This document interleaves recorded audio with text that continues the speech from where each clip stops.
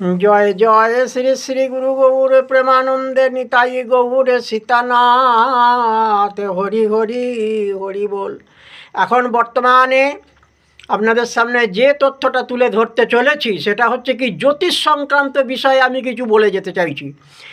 বলছে বিফল অন্যান্য শাস্ত্রং সফলং জ্যোতিষশাস্ত্রং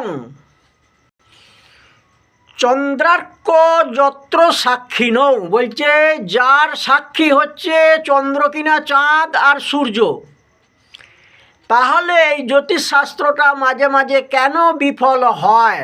এই জ্যোতিষশাস্ত্রের প্রশংসা করতে গিয়ে পণ্ডিতগণ বলেছেন যথা শিখা ময়ূরানাং নাগানাং মনয়র যথা তদ্বৎ বেদাঙ্গ শাস্ত্রাণি জ্যোতিষং শিরসি স্থিতম।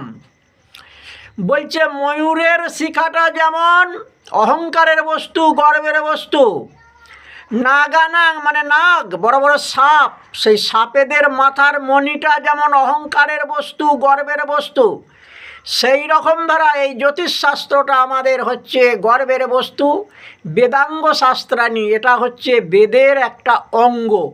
তাহলে এই জ্যোতিষশাস্ত্রটা মাঝে মাঝে কেন বিফল হয়ে যায় সেটাই আমি একটু জ্যোতিষ তত্ত্বটা তুলে ধরতে চলেছি আপনাদের সামনেতে।